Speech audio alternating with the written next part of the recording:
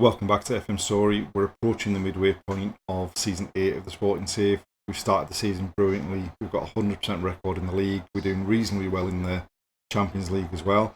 Got big games coming up against Benfica and Porto in the league, and we've got another Allianz Cup semi-final coming up. So without further ado, let's get going.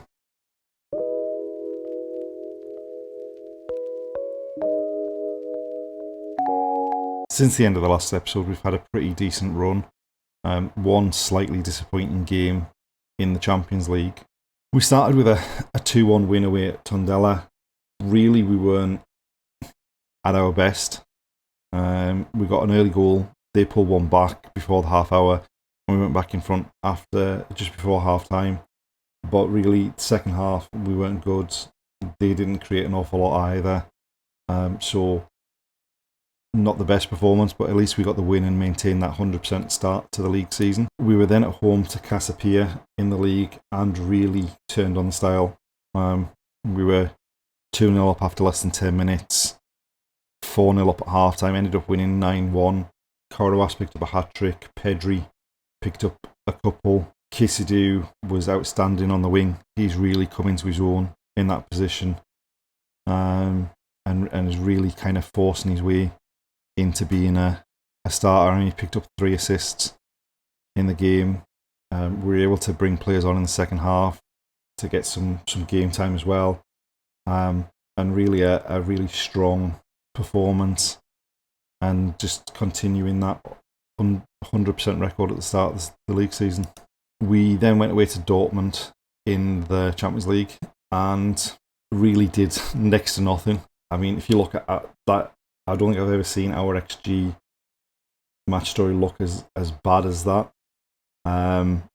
They had a lot of shots, but they only managed 1 on target. So we defended reasonably well, but generally, performance-wise, we were poor from 1 to 11. Well, Musso had a good game, but the rest of the team, even the players that came off the bench, no one really had a particularly outstanding game. We then went away to Estrela Amadora and just completely battered them. They had 1 shot in the whole game. We were 3-0 up at half time, added a 4th before the end. Really comfortable victory, and continuing on this fine run of form in the league, in the domestic competitions, to get us through to the next round of the Taça de Portugal. In terms of the Allianz Cup, we were drawn against Porto in the semi-final. So looking at where the fixtures lie currently, it gives us a tough run to start February of Porto in the Allianz Cup semi-final and then Benfica in the league. But hopefully we've got Benfica up next in the league and we've got Porto coming up in the middle of January. Hopefully we can win both of those games, both of them away from home, and really cement our place at the top of the table. As far as the league is concerned, we've won 11 from 11. We're 7 points clear at the top. So we shouldn't really have anything to fear going into those games away at Benfica and Porto. We just really need to put in the performance that we know we can do, pick up the result, and then move on to the next one. I mean, in terms of Harry Kane's missed a big chunk of the season. He's second in the goal scoring. Kisidou's got the highest average rating, followed by Pedri. We've got the top 3 in assists. They're all our players as well. Basically, everything's going brilliantly. I mean, we've got a plus 41 goal difference from 11 games as well. So we couldn't ask for much more. We just need to keep this good run going. So we're going into this game away at Benfica to round off the calendar year. We've got pretty much a first choice team out. We've gone with Balde at left back and Kisidou on the left side of midfield rather than Simovic at left back, just because Kisidou's form has been so good we can't possibly sort of leave him out. Obviously, we're just looking to keep this 100% record going. Very little happened in the opening minutes here. Arda Güler in space down the right hand side. Gives the ball away though. Sugo wins it back. Güler. Sugo looking for Harry Kane. Is he offside? Don't think so. No, he's not. Brilliant start. Not an awful lot had happened in the opening 13 minutes prior to this. Asugo with the ball over the top. Harry Kane, first time finish, past the keeper. And that puts us 1-0 up away at Benfica. It was a pretty close one. It's just the right back hadn't stepped up. And in the end, it's just made its way through to Musso. Right, Nianzou. White, Goncalo Estevez in space. Guillem Santos looking for Gula. He's in behind. Comes back to Estevez. Oh, and it's just over the bar. Estevez, Santos. Oh, we've been the ball away in our own half here. We need to work hard to get it back.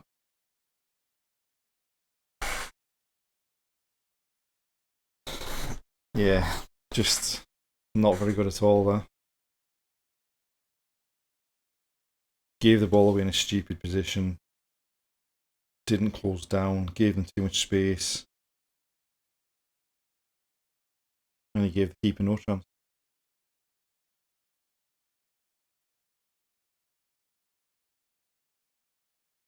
That was actually even closer than Harry Kane one for being offside.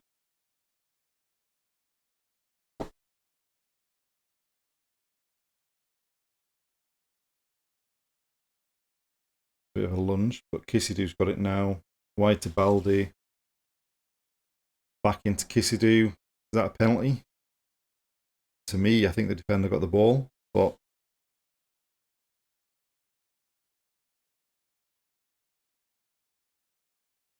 I'll take it. He's obviously taking the Kissidou out to get the ball. Harry Kane to step up to take the penalty.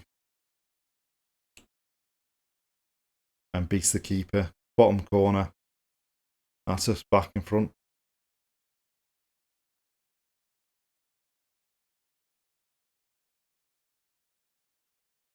Yeah, right in the corner. Half time when we're deservedly in front. We just need to cut out the stupid errors because it was our errors that let them back into the game. And just continue with this performance. They've gone long with the goal kick. Rualt wins the header. Pedri's beaten in the air.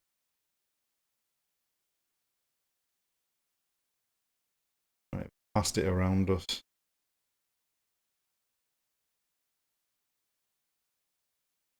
Get out there.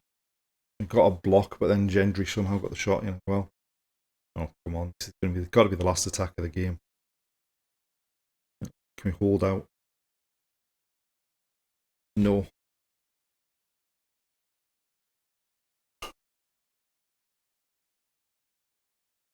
But there's 100% record up in flame. At least we're still unbeaten. But just, it opened up for him. And I'm not quite sure how that got past the keeper. Because when you saw the first angle, it looked like it was right in the top corner. It basically went over the top of the keeper's head. Got to say, disappointed to not win the game, but equally they've not made up any ground on us.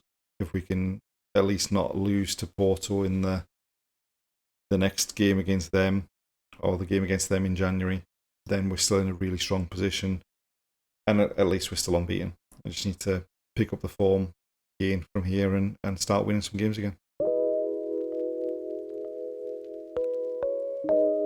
Since the Benfica game, we've played 3 games and continued our really good form. We've also seen some big departures from the club. In terms of transfers, we've sold 2 of our attacking players. Yusuf Chimiti we've sold for 80 million, and Jorge Fili Koroas we've sold for 72 million, going up to 78 million. Koroas was more where was he going to fit in the team. Chimiti is very much like when we saw Bruno Mendes in the summer. Hasn't really done anything, hasn't really kind of made the position his own. And for the 2 of them, we've managed to get 140 million.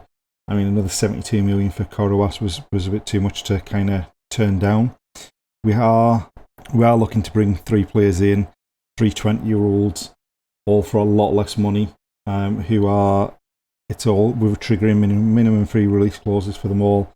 1 defensive midfielder, 1 potential defensive midfielder, and a wide player striker who can replace Koroas in the squad. In terms of the games played since the Benfica game, the first one was at home to Vitória Guimarães. Got off to a pretty decent start with a header from Nyanzu. Guillaume Santos scored a penalty after 28 minutes, and then Nyanzu scored another header in the second half. We weren't brilliant going forward, but we were pretty comfortable. We then went away to Pacos de Ferreira in the league and got off to a good start. 6 minutes in, we were a goal up. We doubled the lead just before half time, but they pulled the goal back pretty much straight away. Following on from that, we were fairly comfortable without really threatening too much before Pedri was able to make the game secure with a couple of minutes left. And then with the Porto game on the horizon, we played pretty much a fully rotated team. The only sort of first choice player that started was probably Pedri, and even then we're looking at maybe dropping Harry Kane back into that number 10 role. So we played against Portimonense in the Taça de Portugal. This was our 25th consecutive victory in the Taça de Portugal, stretching back obviously a few seasons there. Vasquez got us off to a good start with a header. He got a second just after the hour, and we were just too powerful as the game went on. An own goal from Thiago Araujo, and then Nunez with a lovely goal from a long ball from Al-Azli secured the 4-1 victory to see us through to the next round. Next up, we've got Porto in the league. Really important, just as long as we don't lose the game, keep our lead at the top of the table and push on from there.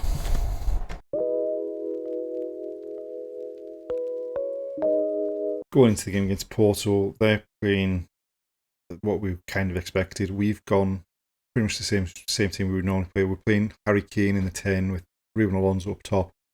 We left Pedri out completely just because he's struggled a bit in the last couple of games, so hopefully a bit of a rest and he'll come back firing. Right, Goncalo Estes with a throw. Guillaume Santos looking for Arda Güler in the box. It comes back to Santos. Sugo. Pepe. Right, Guillaume Santos has got back with poor clearance. And surely he's not given a foul for that. Come on. Look where the ball went. He must have got the ball. Yeah.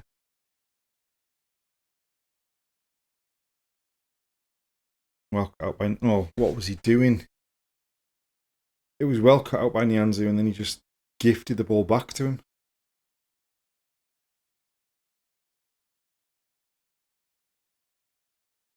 He does well to match the run, and then he stands on it and lets Silva in, and the keeper shouldn't be beaten from a narrow angle like that. We're going to need to change some things at half time here. Right, Ruel, Sugo, Arda Güler to Baldi.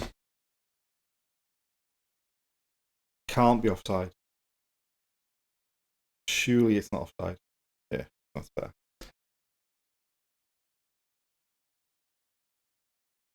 It's a lovely ball by Arda Güler. Baldi takes a touch and then just fires it past the keeper. Baldi, Simovic on the overlap. And that's a penalty. I mean, why they've dived in there. Right, Harry Kane to take the penalty. And somehow it looks like we're going into half time in front. We've definitely had the most chances, but we've been very poor. Fired it in the bottom corner. The keeper had no chance there.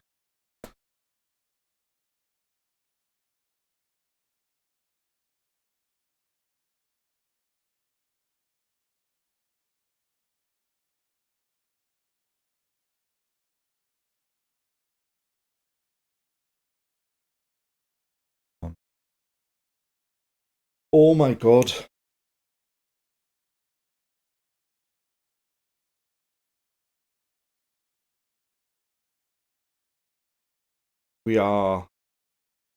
This might actually be one of our worst performances of the season. It's almost as bad as we've just been our worst enemies in that first half. We need to be much better. Otherwise we're going to lose the game and lose that unbeaten record.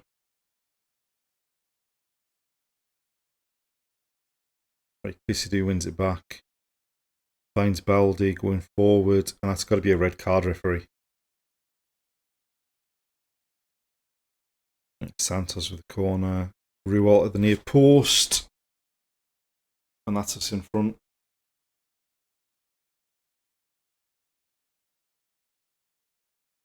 Lovely ball into that near post, gets above 4 defenders in fact, and powers the header past the keeper. And there we go. In the end, we've gone away to Porto and got a victory. I mean, we had 31 shots. We were much better in the second half. But we were much better from late on in the first half. Once we got the first goal back, we did let them back into the game. Obviously, the sending off probably helped us. But we've won the game, and we're now 10 points clear of both Porto and Benfica at the top of the table. We've made it to the beginning of February and we managed to maintain that brilliant run of form we've been on. Since the Porto game, we've played 5 games in all competitions and won them all. The first one, we went away to Besiktas in the Champions League and came away with a 2-0 victory. We created chances in the first half but didn't take them, but we got 2 goals early on in the second half that put the game to bed and secured the victory for us. We were then at home to Famalicão and we took the opportunity to rotate the team, including giving Konstantin Klim his first start for the club since we signed him in that January transfer window. And he got off to a great start, scored after 3 minutes. They pulled a goal back before half-time, but Klim got a goal early in the second half, and we just about held on. We weren't great. To be fair, they didn't create an awful lot after they scored. And, I mean, we didn't create an awful lot after we got the second as well. We just sort of hung on and picked up another victory. We were then at home to Partizan in the Champions League, and we came out pretty quick and basically we dominated the game. We had 38 shots, 20 on target. They didn't have a single shot on target. We ended up winning 5-0. Goals in the first half from Thiago Thomas and Pedri, and then in the second half, Kisidou, and then a late double from Nianzou, both headers from corners. What that meant in terms of the Champions League was that we finished 5th in the league phase, which means we bypassed the playoff round and go straight into the round of 16. So hopefully we get a decent draw, but looking at the teams that are in the playoff, there are some big teams. You got Man United, Arsenal, Chelsea, Juventus, Liverpool, Atletico, as well as Benfica and Porto that we could be drawn against if they manage to get through.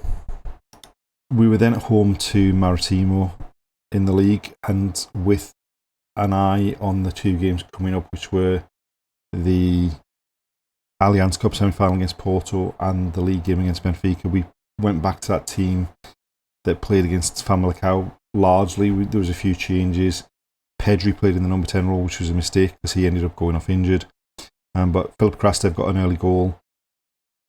Samuel Maguire getting some game time before he had to play in the Allianz Cup final as an under-21 player. Got a goal just after half-time. Konstantin Klim got both the assists, so he's really settled in pretty quickly. Tommy Lane, who can play apparently centre defence, centre midfield, or centre forward, doesn't have the greatest defensive attributes, but he's recovered from the little knock he had when we signed him, and he made his first start for the club. In the end, it was a fairly comfortable victory.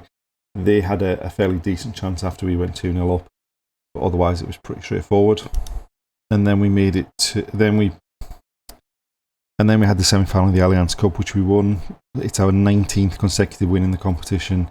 We've made it to our 6th final in a row, where we'll play Benfica. 2 goals in the first half, both headers from corners from Tanguy Nianzou, and then Ruben Alonso made it 3-0, racing onto a through ball and rounding the keeper before tapping into an empty net. Pretty comfortable. They didn't have a single shot on target in the whole game. And we've made it to another final, and that's against Benfica at the end of April. So we'll see that in a couple of videos' time. So in terms of the league now, we are at the halfway point in the league. We've played 17 games. We've won 16. The only drop points with that was that draw against Benfica that we saw at the start of this episode. And we are 10 points clear of Porto. We're 12 points clear of Benfica. Next game in the league is at home to Benfica. So hopefully we can pick up a victory against Benfica. That'll put us even further clear at the top, or certainly even further clear of Benfica, and just keep this form rolling on until we can wrap up the title as soon as possible. Hopefully at that point we'll still be in the Champions League and we can sort of rotate the team so we can play the young players in the league, get them some experience, and keep the first team fresh for the Champions League. And there we have it. That's the end of another episode. This has been an outstanding season so far. Surely it's only a matter of time before we secure the league. Join us next time. We've got that big game against Benfica first up. The Champions League gets back underway. We've got the first leg of the semi-final of the Attack of Portugal against Estoril to come as well. So thanks for watching, and we'll see you then.